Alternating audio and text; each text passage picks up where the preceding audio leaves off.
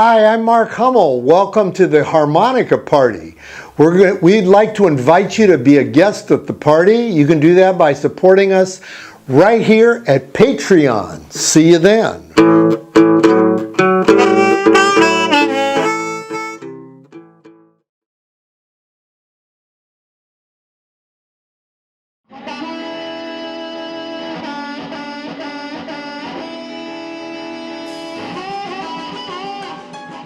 So in the early 60s, you guys were basically struggling singing gospel music. Yeah, we were determined to be a gospel group, and that's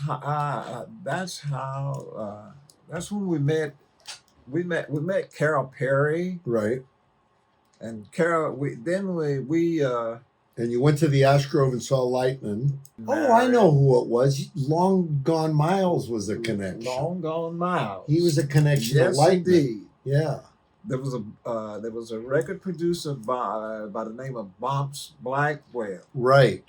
He knew about me, and he came looking for me because he was doing a lot of blues sessions and stuff. He wanted me to play guitar.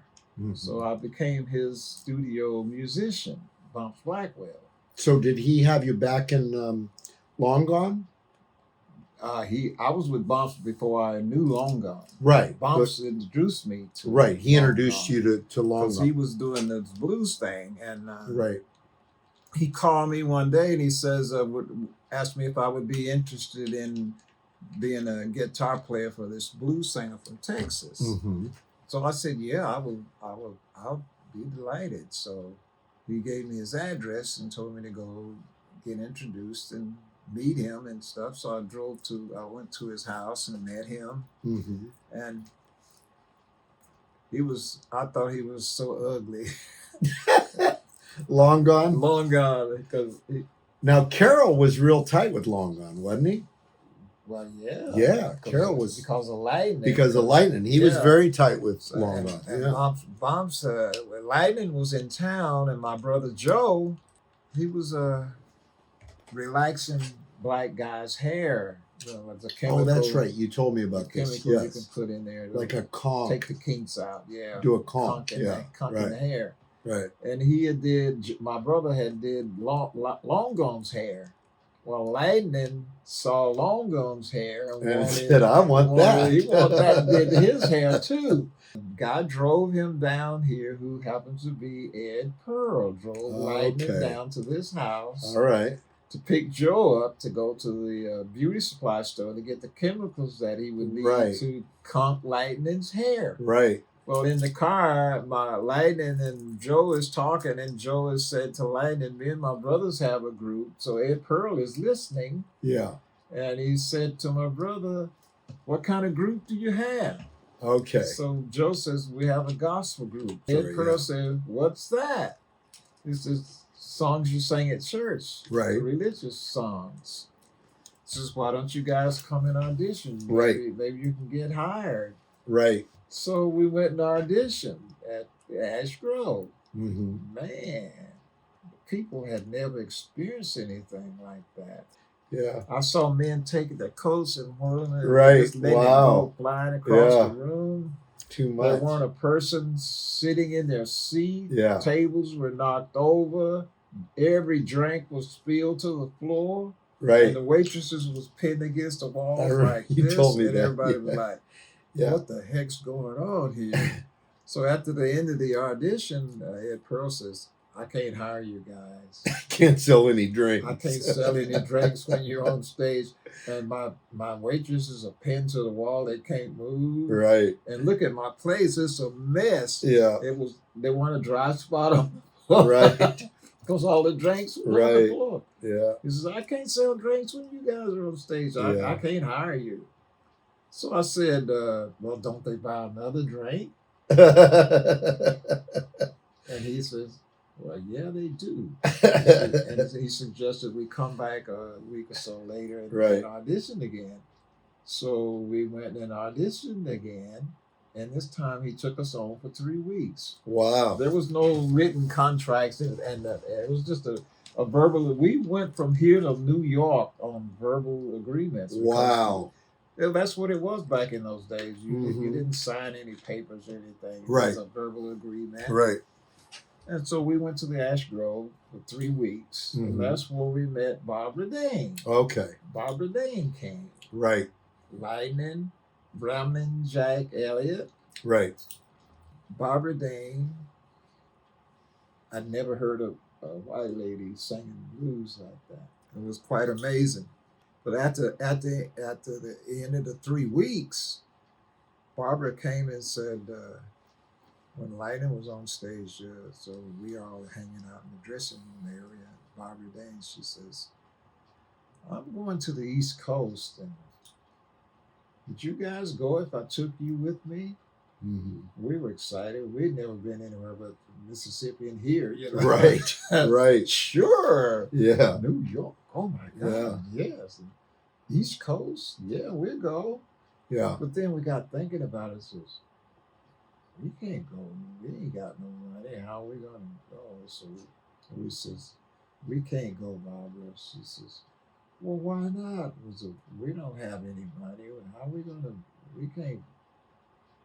Don't worry about that. I'm going to feed you. I'm going to house you. I'm going to take care of you. Mhm. Now, what we're going to do, and just that quick, she started telling us how we were going to do it. So she basically paid your way. She took us. She sponsored the whole. Right. She arranged the whole thing. She says, I think if people got a chance to see you guys, you would make it. Mhm. She said, I want you guys to make it. So, what we're going to do now is like, you guys will just be in the audience. She had it all planned out. Really? I'm gonna get up. I'm gonna get up, and I'm gonna do 2 or 3 songs, and then we'll say, "Hey, I got some friends out there in the audience. I'm gonna ask them to come up and do some background. Ah. And then you guys come up, and we'll do a couple songs together. Right. You guys can sing background. Right. And I'm gonna get out of the way, and then you guys can just do your thing." Yeah. She said, she said, I just want people to get a chance to experience and see you and hear you. Yeah. And that was her motive. She wanted us. So she basically was sponsoring you, like she says. She wanted us to. Yeah. She wanted us to go get somewhere. out there and get people to hear us and see Right. us. She knew that.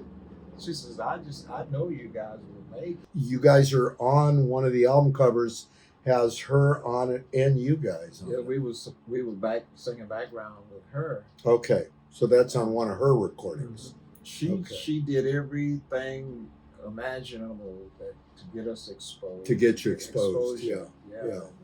God bless her. And obviously she got you on Newport, which was huge. I think she set up that whole kind of thing. Got us invited to Newport. Mm-hmm. We were a gospel group. We were just doing workshops. We got asked to do a main stage. Right. And we got on that main stage, the whole ocean of just people that wanted to rejoice and celebrate. And we got on that stage, and Mr. Reeves had already said to us, don't do the time has come today. Really? That's not folk music. Really? That's not folk music. So I would ask. So you did that and you didn't even have a drummer at that point? No. Yeah. Wow. We used Sam Lay. Yeah, okay. We asked him to sit in. Right. What's the leader that? Paul Butterfield? Paul Butterfield. Oh, he was okay. he didn't want. He said no. Okay, so that would have been 66, I think, or 65. Says, no, you are my drummer, and you're not going to play for anybody else. Yeah, that must have been 65 or 66. So Sam Lace said, "Shit, I'm gonna play for you guys. I don't feel release." Right, he was pretty independent. I'm gonna play with you guys. Yeah. Anyway, Yeah.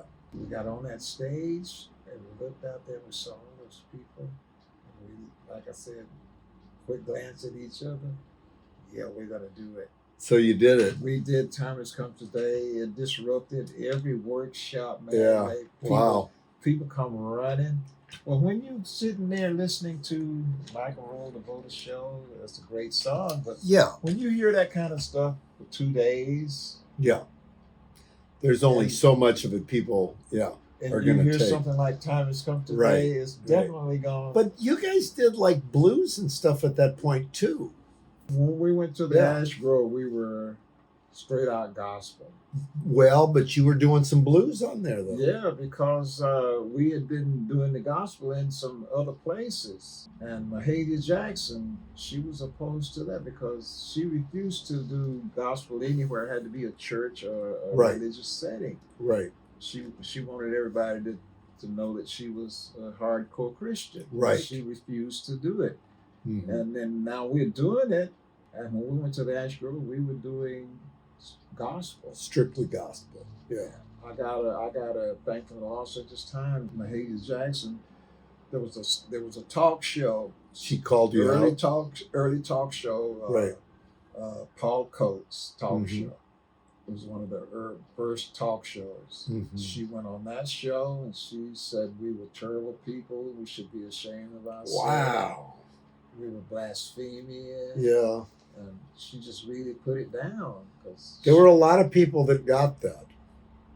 I mean, that happened to. our church was like that. Well, too. I was going to say that happened to Rosetta Tharpe. Yeah. She was kind of ostracized.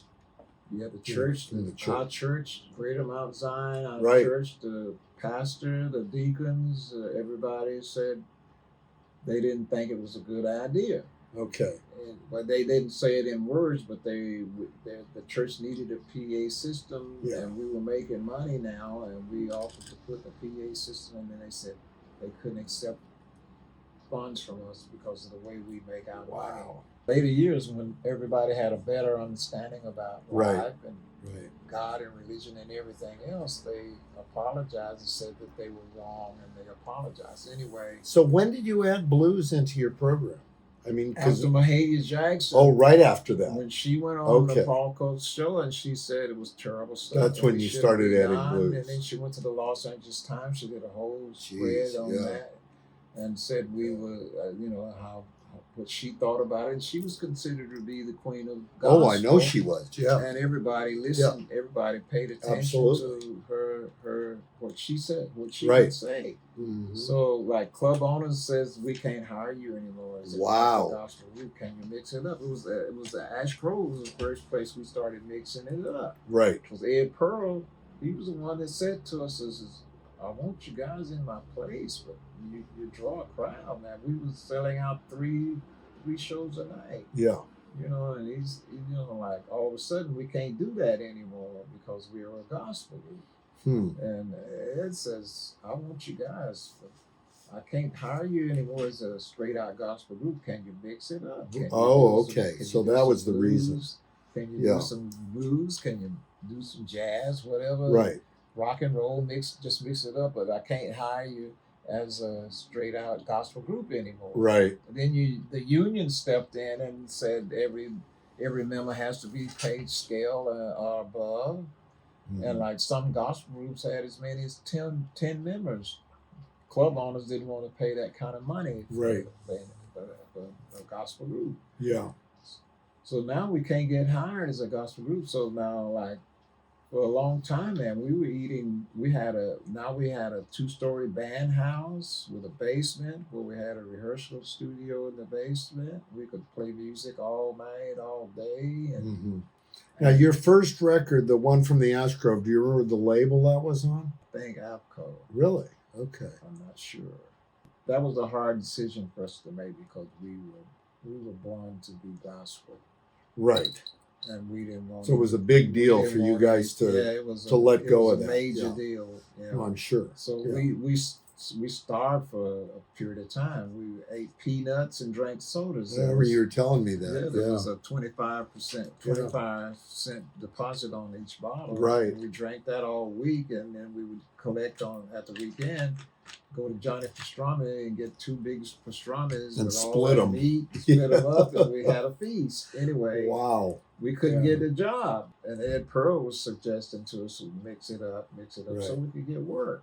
So we that had that was a success doing that. We had to decide to do that. Yeah. And George, our brother George, our older brother George, he didn't want it. He says, "No, I won't." We didn't want to do it either, but we decided maybe if we do this, we'll get famous and we can come back and do our gospel. George Right. said no. So when George Lester and me went to George and says, we were just thinking, George, if we do this, we can come back and do our gospel. He says no. So Joe and Lester and me threatened him. We made him so we will kick your butt if you don't do this. He didn't want to do it, but we said if you don't do this, man, we're gonna kick your butt. That's funny. So he did it. So he did it, but he didn't want to. So your father struck again. Huh? He was so angry. We would be on stage and he'd be way over there by himself. Embarrassed, yeah. But when he got angry, he took it out on his bass. Oh, and man. made him play the bass much better. That's funny. But we went on to do the gospel and mixing it up, and we went to Newport. We did Time Has Come Today. Mr. Weens came out and says, I don't know if you know that or not, but that was not folk music. And he said, you guys will never play the Newport Folk Festival. But then he had you again. Popular demand. 3 times. We did it 3 times. Three? Nobody ever did it 3 times back to back. Really? So you did like you did it this year. 65, 66, 67. You didn't do it next year. Right. But you did it We 3 did it times in a row. 3 times in a row. We were friends with Bob Dylan before he ever went on stage. He used to come to our band house. Linda Ronstadt and her group, they practically lived at our house all the time. Yeah. Bob Dylan was one of the persons that hung out at our house. Right. And when he was recording Highway 66 Highway 61, yeah. Whatever. He invited us. He wanted us to come and do some background vocals on some of his cuts. Mm-hmm. And we were in the studio there with him for that. And he says at the end of the session, we're going to go to a disco. Disco? What's that? So he explained to us what a discotheque was. So we went, and they had food there, and great food. This was in Los Angeles? That was in New York. New York, okay. So it was upscale kind of. It was one of the first discotheques in the state. Do you remember the name of it? Undines. Huh. Okay.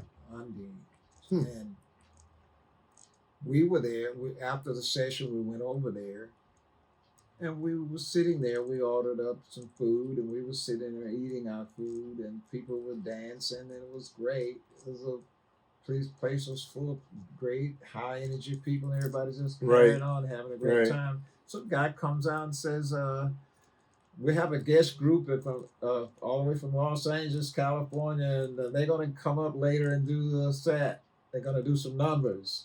We had no idea he was talking about us. We didn't even have a drummer.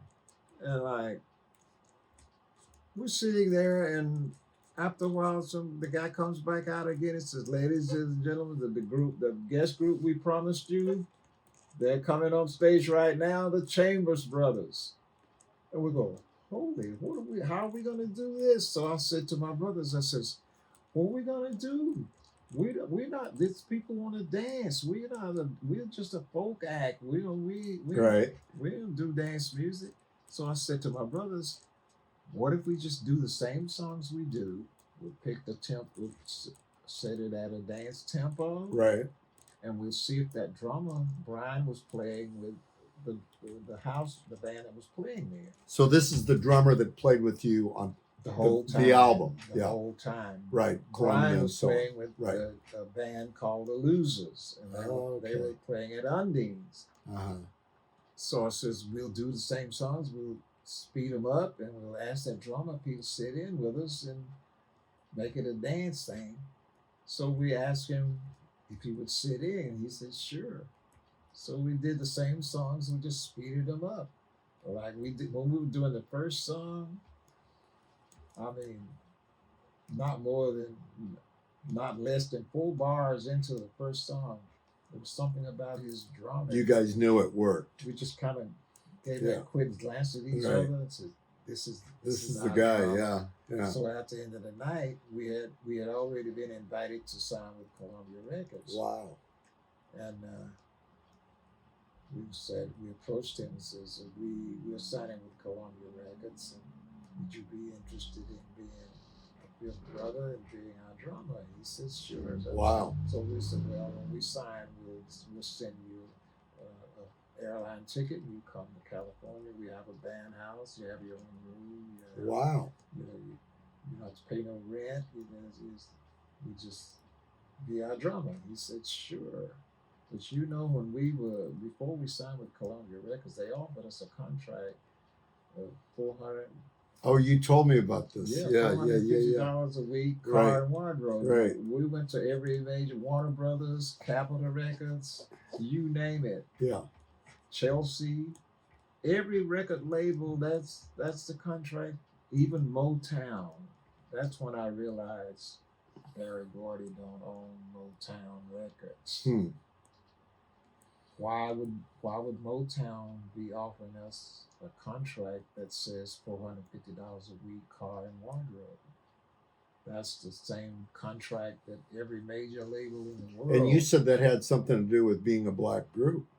That's at Capitol Records was the last one we went to. Mm-hmm. They invited us to come there to sign with them. Mm-hmm. We went there, and there was some little short guy sitting at his desk with his feet up on the thing like this with a cigar, unlit, half burned down cigar, right, unlit, hanging in his lip. Right. And you said, the contracts are over there, sign them. Went over, picked them up, $550 a week, car and wardrobes. I says, we're not signing this. And he says, sign the damn contracts. I ain't got all day. I says, we're not signing this. He says, sign the contract. That's the contract that all the black artists are signing. And I says, we're not signing this. I says, we don't give a F if we never make a record. We ain't signing this. Yeah. What about royalties and residuals and all of that? And he's raised up and he says, what do you know about that? I says, at that time I was the spokesman. I was our band. Obviously, you were hip to that. Yeah, I was hip to that because of Bumps Blackwell. Right. Exactly. Studio. Exactly. I learned what all of that. Yeah, Bumps meant. Blackwell would have known all that. I learned when there's a song title and the name underneath. I learned what that meant. Publishing. I learned about publishing. I learned about royalties, mechanicals, and all of that good stuff. And I said, what about that? He said, what do you know about that? I says, enough that we ain't signing this. I says, we don't care if we never make a record. Man. We ain't signing this. Yeah, your dad taught you well, I gotta say. We walked out of there. Mm-hmm. Capitol Records was the last one in Hollywood. Right. $400 a week, car and wardrobe. That's what you saw. You'd be surprised how many black artists signed. I wouldn't be surprised at all.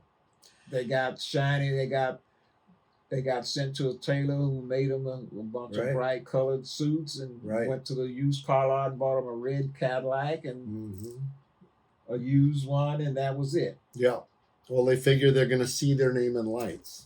And that's all it is. We were the same way, kind of, without, if I hadn't known what that all meant, we would have been delighted to sign that contract. Because all you were thinking about is making records, getting your music played on the radio. Right, exactly.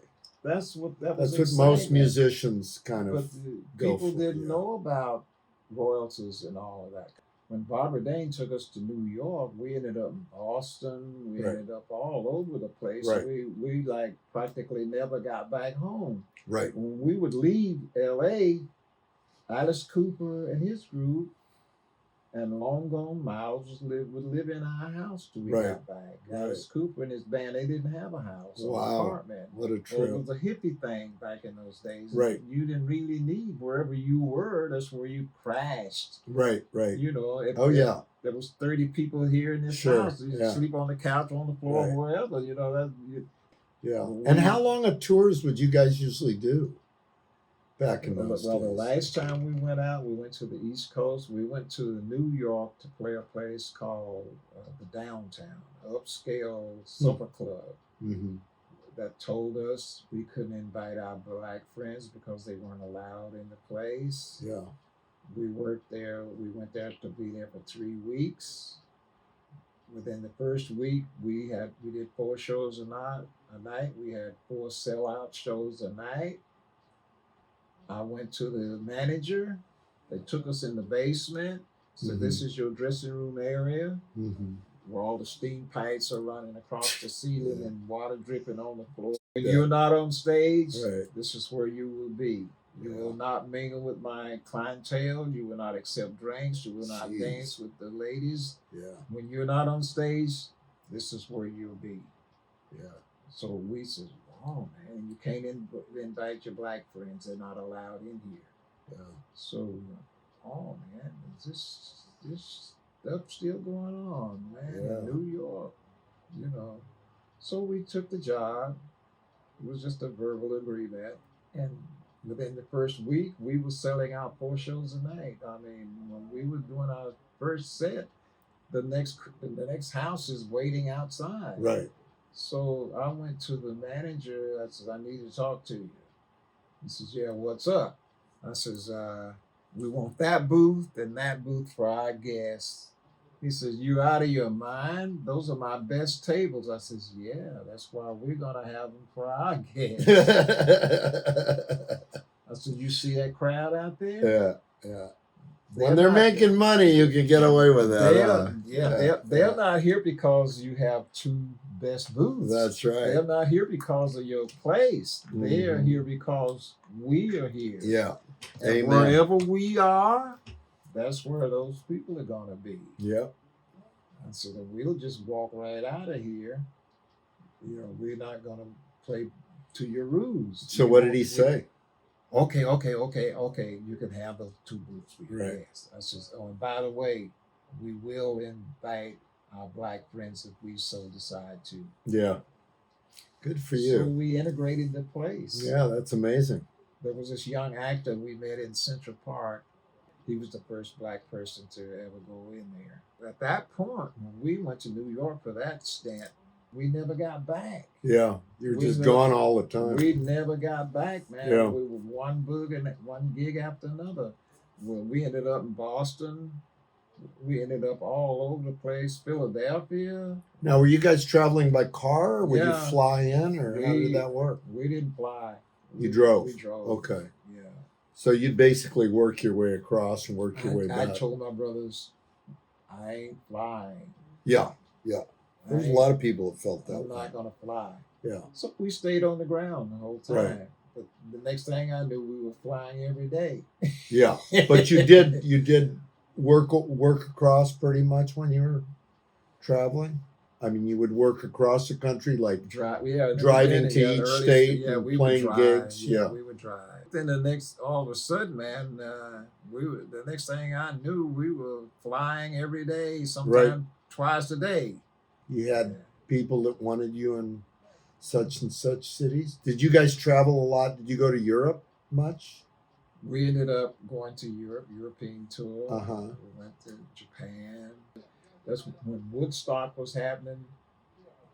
We got invited to play Woodstock. We didn't want no part of Woodstock. Interesting. We did not. We hated the thought of Woodstock because it was too fabricated. It was too out of proportion. Well, you guys did Summer of Soul, which was the concerts in Harlem that the guy put on. And you guys were in that film. We was friends with him. We had met him in New York, and all he talked about was doing a festival. Right. And nobody was saying, yeah, it's a good idea. Everybody was trying to discourage him. So, man, you can't do that. This Woodstock just was a week or so ago. You can't do a festival. He says, I'm going to do a festival in the middle of Harlem. It's going to be free to the people, and everybody's going to be there. And he did. And he did. Yeah. So we, being kind of friends with him, we went ahead and did it. And so did everybody else showed up. Yeah. I think Aretha Franklin didn't show up because she was. Well, B.B. King did it. Yeah. Sly Stone did it. 3 Dimension. Fifth Dimension. Mahalia Jackson. Mavis, the Staple Singers. Yeah. Stevie Wonder, all kinds of people. Everybody. Questlove. Yep. basically opened everyone's eyes to it. I had never seen you guys back in the day, and I bought the album Live at the Ash Grove. I mean, I want to say 40 years ago. I had that album, and Carol used to talk about you guys all the time. And it wasn't until I saw you with Barbara Dane, you and Joe singing backup for her, that I realized how great you guys were, or are, I should say, how great you guys are when you sing together. Thanks to Barbara Dane, Carol Yeah. Perry, Yeah, David Rubinson. right. He had followed us around for Rubinson? David. Yeah, he had followed us around to all of our live gigs and Oh, everything. okay. And his biggest dream was to someday record The Time Has Come Today. And he did. Yeah. Yeah. He got fired for doing it. Did he? Yes, he did. He lost his job. He was a staff producer, one of the producers at Columbia Records. And why did he get fired for that? Because when we signed, after they offered us that terrible contract, Right. we said no. And then they upped it? And when we went to Capitol Records, we just decided we were never going to make a record because we weren't going to sign that kind of agreement. So did he come back to you guys? We got a call from Columbia Records that they invited us to come back in again and discuss a signing. Okay. So we went in, and they said, just what do you guys want? So, well, we don't want this. We won't sign that. We want what you give everybody else. What you give you don't offer white bands that kind of agreement. Yeah. You give them front money. Right. That's what we want too. We want same thing. We won't have it any other way. Right. If you can't do that for us, you're wasting our time. Right. Okay, just what do you want? What do you want? So we said we want front money. Right. So you settled on something. They gave us a bunch of money. Residuals and all that. They gave us a bunch of money, and that's when we bought this house for my mom and dad. Right. And Clive, there was a party, a welcome to the party, welcome to the label party. Clive Davis was there, and we carried on for 3 or 4 hours. It was a food orgy, food everywhere and stuff, and drank, and so you got treated with some respect. Royalty, with respect. Got treated with respect. Mr. Davis said, "Well, I must be leaving. I have other appointments I have to take care of." Right. And he says, "Welcome to the label." And he was walking out the door, and then he leaned back in the door. He says, "Oh, by the way, that song, The Time Has Come Today, that you guys do," we would say, yeah. He says, "We won't be recording that. We don't do that kind of shit on this label." Really? And he was gone. Whoa. David Rubinson. So he basically stuck his neck out for you guys and then got the axe. When he said that just broke David's heart, because that was his big dream, was to someday record that song. Wow. And like tears was rolling down his face. God. And he says, "Oh my God, he's not going to allow us to record that record. Oh, what am I going to do?" So everybody went. So we said, well, we may as well. We knew we had something in that song. We knew because we had experienced it. Right. We had seen the reaction. The excitement. Yeah. We had seen it. Yeah. And we knew we had something going on with The Time Has Come Today. Mm-hmm. But now he's telling us we can't record it because we don't do that kind of shit on this label. I'm still trying to figure out to this day, why did Columbia Records sign the Chambers brothers? Why? Yeah. What was the reason? What was the reason? Yeah. They didn't do gospel. They didn't do. They were country and western mostly. The closest thing they had to rock and roll was Paul Revere and the Raiders. And why? Just thinking a few years ago, why did Columbia Records sign us? Yeah. What was the purpose? And then he tells us we can't record time. Well, after when he said that, he left. Yeah. David Rubinson he was crying. A couple of days went by, and David Rubinson called us. He says, "I don't care what he says. We're going to record that song." Mm-hmm. He said, "I'm probably going to lose my job." And he did. This is what we're gonna do when we get our recording date. You guys show up about 45 minutes to an hour early. We're gonna hook up the amps, plug the amps in. We're gonna record it live. And he says, whatever we get, that's what we're gonna have to live with. He says, we can't overdub, we can't splice, we can't fix nothing. Whatever we get, he says, we can't even listen back. He says, whatever we get, that's what we're gonna have to live with. But we're gonna record that song. Yeah. So that's what we did. When we got our recording date, we went in early, we plugged the amps up, we recorded it live at the same. It's all done in one take. Mm-hmm. At the same time we were playing it, David Rubinson was putting the effects on at the same time. Right. And when we finished it, shut the machines down. We didn't when we heard it again, it was on the album. Well, let me ask you this: who came up with the idea of the clock in it? Me. Was that your idea? Joe. I was sitting in our band house. I was downstairs in the dining room area, Right. on an acoustic guitar. Mm-hmm. I was just sitting there playing, and all of a sudden that da da da da da da ching da da. That came to me from somewhere. It just came, and I was just sitting there playing that over and over and over and over and over, and I liked it. Joe was upstairs writing lyrics to The Time Has Come Today. Huh. He heard me down there playing that. Right. And he walked to the top of the stairway and he says, "What's that you're playing down there?" I says, "I don't know, man. It just came to me." I says, "I don't have any words for it or anything. I was just, I just came to me and I'm just playing it." Mm-hmm. He says, "Well, I was upstairs in my room writing, and what I'm writing goes perfect." it seemed like that music fits well with what I'm writing." That's amazing. I said, "Well, bring it down and see what you got." So he brought it down. We went in the studio. He just had about a 2.5 minute song. Yeah. And we went down in the studio, and sure enough, the lyrics that he was writing fit perfectly. It was like a wedding. Yeah. It was perfect together. Yeah. So we recorded. We did a 45, about 2.5 minute song. Right. And that was it. And one evening I was sitting in my room, and that's when psychedelic music was trying to be. Right. Right. I hadn't heard any psychedelic music that made any sense. It was like somebody threw a bunch of pots and pans up, and whatever it landed, that was the sound, and it had no rhythm, it had no meaning. Right. So I was sitting in my room one evening, I was just thinking about that. And it came to me. I heard the whole thing, I felt it. Huh. That whole 11 minutes that would stay on the A, just stay the right jam there. And Yeah, and I said, we need a clock.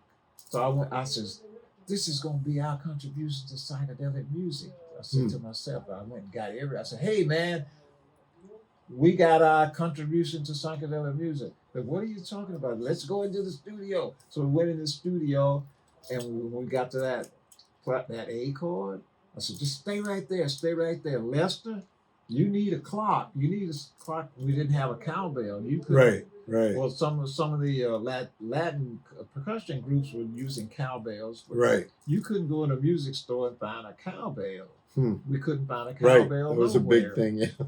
More cowbell. The first cowbell thing we had was a bumper guard from an old Plymouth car we found in an alleyway. Wow. We took that bumper guard off, and that made the clock sound. Interesting. I said, we need a clock sound. Tick tock, tick tock. Yeah. And then then Lester, right here, you scream. And Joe, you laugh at the same time. The whole thing was like just delivered to me. Yeah. And I introduced it to my brothers. They thought it was crazy. They thought you're crazy. George hated it. Did he? Yeah. George hated it. He was mixing it up now and playing blues and doing everything else. Right. But we did it every set. Right. And he said, We're not going to do that song tonight, are we? Yeah, George. I heard Carol told me that Yeah, story a George. long time Yeah, ago. George. We're going to do it every show. Yeah, We're going yeah. to do it every show. So how high on the charts did that get? Was that number one? Number 11. I Number think it was 11? 6 weeks, 6 months, 3 6 months. months, yeah. It was number 11. Yeah. We never aimed. We never wanted to have a number one record. I gotta admit, when I heard that song, I did not know you guys were black. We did. I thought you guys were a white rock group, and I bet a lot of other people did. That's what we were told by. Yeah.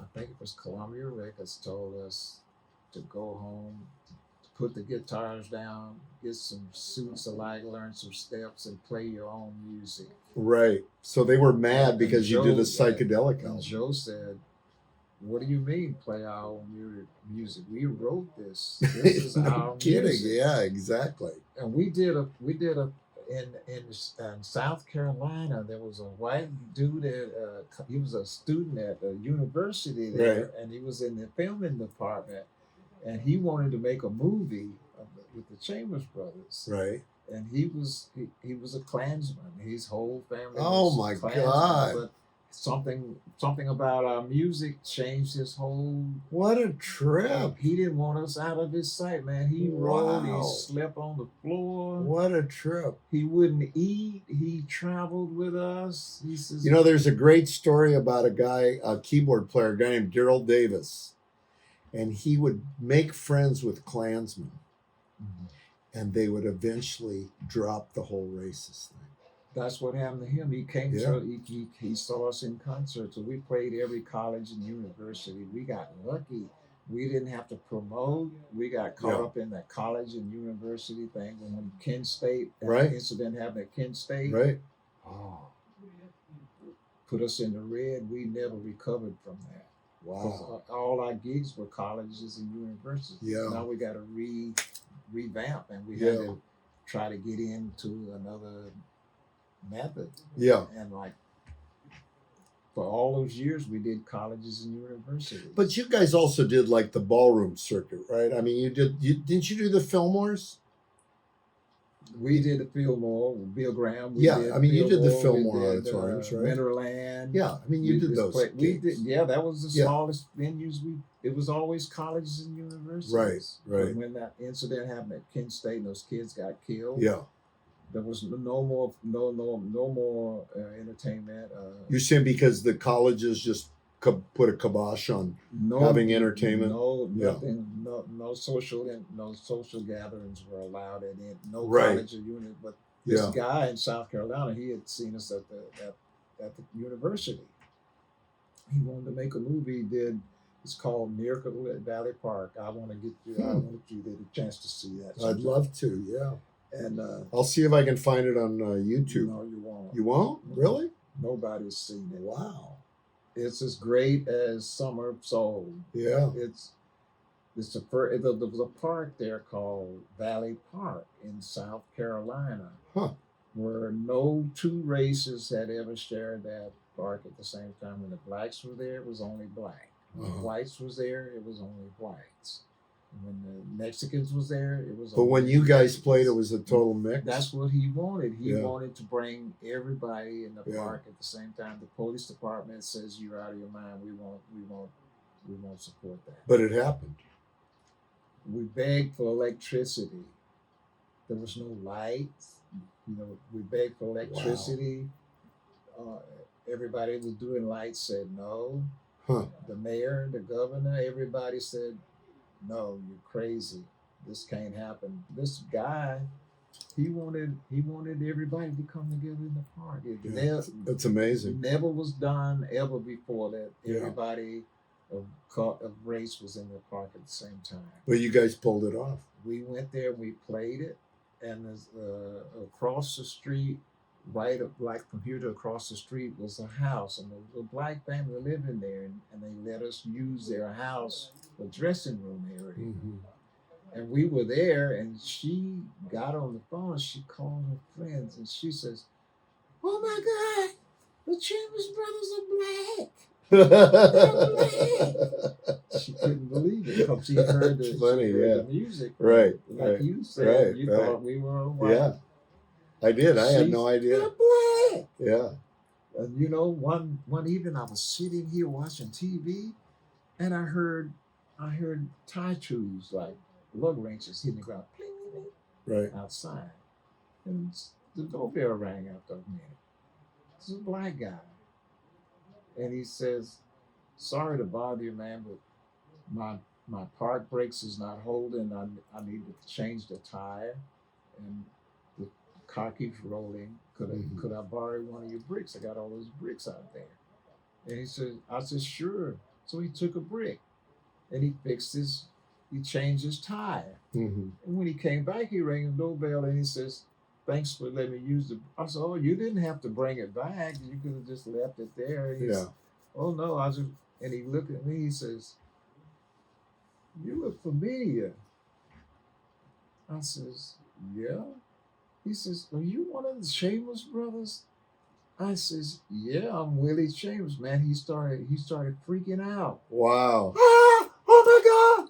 I was there. I was there. Oh, he was at this Valley thing. Park. I was there. Wow. My grandmother, you used her house for your dressing room. Wow. I was just a kid then. That's crazy. We were there. We were all there, me and all my friends. He got on the phone. He called up all of his friends and he says, "Oh, you won't believe this. That's I'm amazing. at Willie Chambers' house, Yeah. Valley Park." He was freaking out. Yeah, He I was guess so. at that concert. Well, it sounds like it was a special thing. It was, and he has a flat tire right in front of my house. That's total serendipitous.